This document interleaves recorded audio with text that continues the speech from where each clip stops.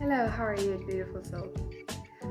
I would like to give you the tips that I would have needed in the beginning of decluttering my closet. I think it's so overwhelming if you're starting the journey of being more minimalistic, hopping on the train of becoming a minimalist. You watch a ton of videos and might be overwhelmed, don't really know where to start. The information you get might not suit your needs. So I just want to put out on this video what tips that I would have appreciated if someone told me that technique or how they did it, because that worked in the end for me. So I want to give you that here in this video to see if that suits you, or you can add that on to your own list. Yeah, that's what we're going through today, of how I declare. And step one, taking everything out of your closet. Open it, take everything out. If you have seasonal clothes that you store in your attic or in your garage, bring them on. Bring them all together. Wherever you have your closet or most clothes are stored. When you bring all those clothes, you're gonna put them ideally, if it's on a bed or somewhere clean. Just put a blanket or anything if you need to cover the floor. No worries about that. You'll fix that very quickly. And the other thing is just jumping everything on a hill, kind of. If you already have sorted out your closet by specific item, let's say you have the jeans section, you have the t-shirt section, then I would avoid this hill stocking. It just makes it harder for the next step. But if your clothes are already messed up in between, they have no real category, I would do it that way. Just put everything on the bed, or kind of creating that huge clothes mountain.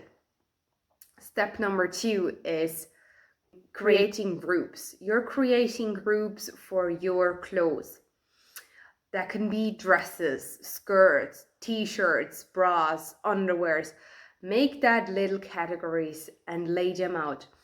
Ideally, I want to give you just another quick tip that might help you to stay organized and not get overwhelmed, is don't lay all your clothes around you like a circle. First of all, it makes you feel trapped, and second of all, it gets messier. So what I suggest you is pick a side, like start with one side, like lay everything out on like right or left, whichever you choose. But ideally that space you're already decluttering has options that you can spread everything. Now, what I'm trying to say is lay it out. Make those groups, lay them out. Not like, as I said, in the circle. Maybe make like a L shape or U shape or a half circle, that you can still approach them all together, but not cage yourself or have no access to the group. That's what I'm trying to say. Because you go through those groups later on in the point, I will say. So point number 2 is selecting or making the groups. You go by either the hill, as I said in the beginning, or when you already section them, make more section. Let's say you have jeans, chino pants, or skirts and dresses, separate them as well. Go by that. And when you finished those groups, hopefully that already took quite a lot of time for deselecting everything and go through by the separating them. And then what you're doing, you take a look at each individual group. You approach the group and pick your favorite items. Like you look at your skirts, which is your favorite? Do you have maybe 1 or 3? Pick them out. Select the ones that you are obsessed with, you wear all over the time, your favorites. When you've done your favorites all there, you selected everything from the individual groups, you go back to the original groups of the items. Go through them again, see are there any holes, are there damages, then for sure it's time to let go of them, I'd say. Have a basket already, like for donating, for dumping, or yeah, like a maybe. That's what I suggest you, having 3 different bins, kind of. The one for donation, the dumping one, and a maybe box. I come to that maybe box later on. So when you have all those items that are broken, damaged, holes, bleached, fainted, yeah, just falling apart, obviously they're going into the dump. They have no life. I'd say they did their job that they could.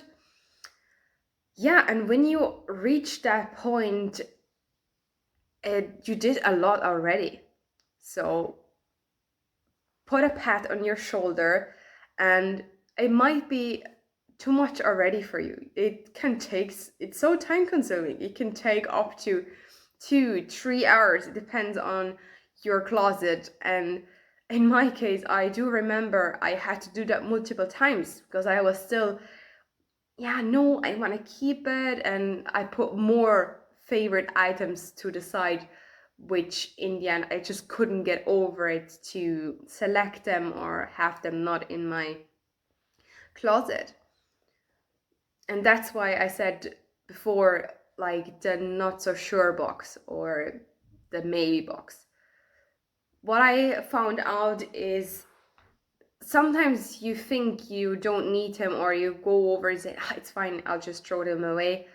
And later on, it could be, would have still wanted it back. And there's kind of a little regret there. And that can be very frustrating in the beginning.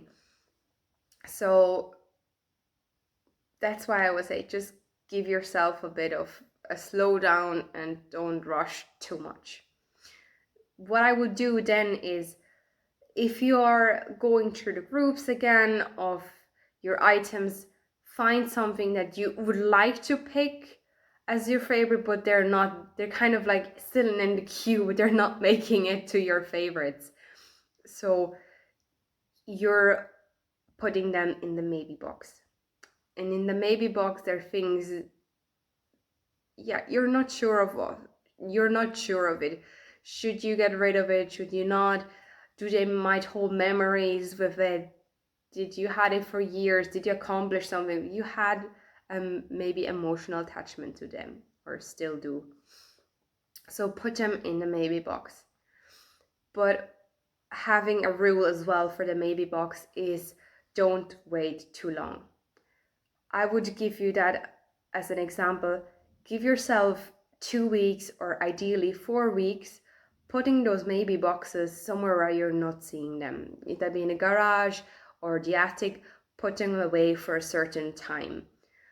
And see, actually, do you really miss it in your closet? Do you feel like, oh, I can't combine this jeans with my top that is just upstairs? Why is it not here? No, just create a list on your phone, like notes or on a paper. If you can actually remember that clothes that you wanted, write them down, but don't just go and pick it again. Yeah, so have kind of that discipline to wait that period that you're setting yourself. Ideally, I would pick 4 weeks, because then you can really see, do you actually need it? And I would say almost 80 or 90% you're not gonna miss it. You're not gonna miss it. You will create more changes in your wardrobe. You get inspiration on any platform like Pinterest, Instagram. You involve your style. You're getting more creative with the items you're actually having. And I think that's one of the key essential things why minimalism can be so nice. You have still your pieces, but you know how to use them to the maximum. You can do almost everything with them. That's something I think is so beneficial if I would have known that in the beginning. And another thing is, don't wear your oversized t-shirt as a pajama.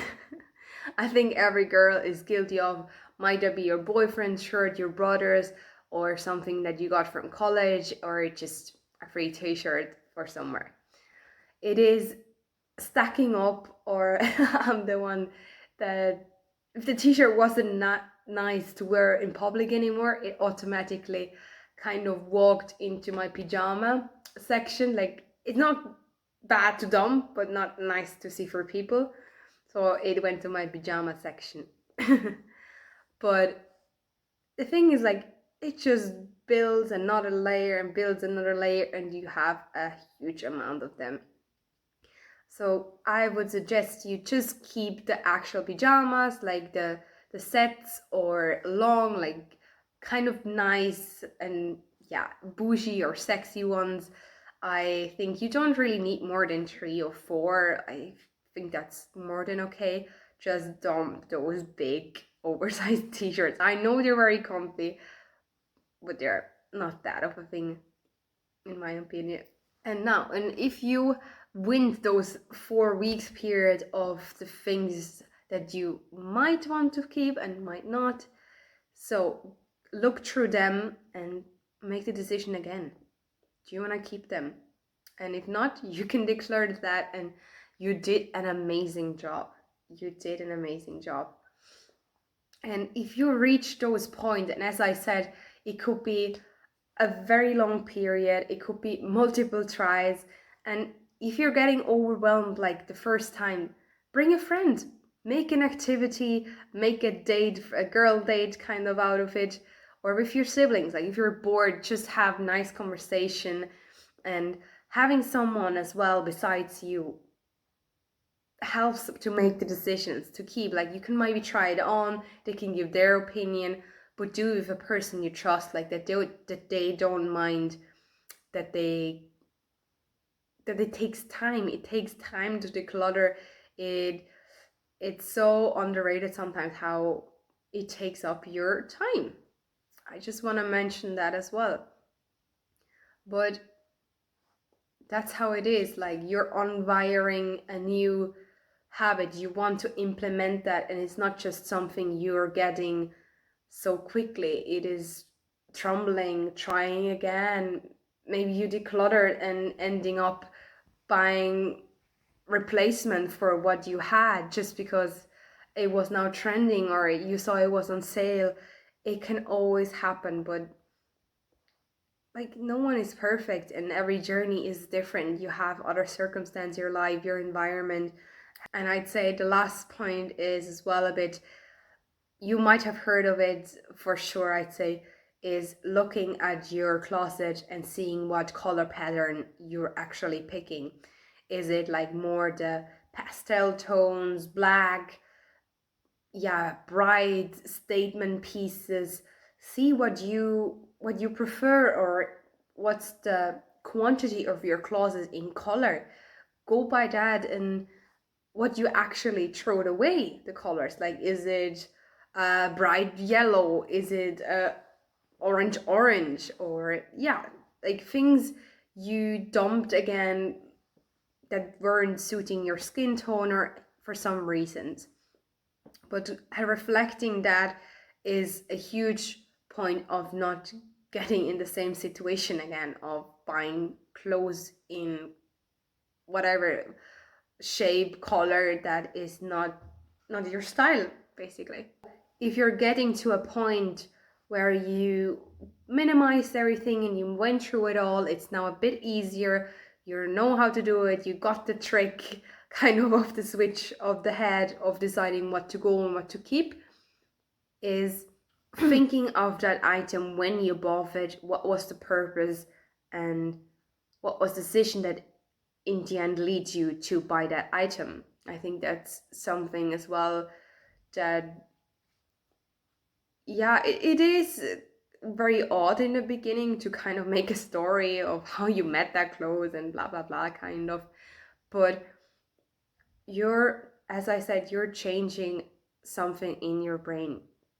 You want to make a new habit or a new lifestyle, and that takes time, and you can't just automatically switch like a light or anything and it makes click and you know why you don't have to buy that anymore. It has to go through a scanning effect that takes the process, like a double check, or you miss a little spot at the back where it's not shined enough. And if you do that technique multiple times, it unfolds itself. And that little corner that was not lightened will have his time to shine. And you will reach the point where you unlock all of those informations that you need to not make the same mistake, so to speak, to not buy things that you're actually not needing. I really hope that helped you, and I'm looking forward for our next conversation. I wish you a lovely day. Thank you so much for watching. Bye bye.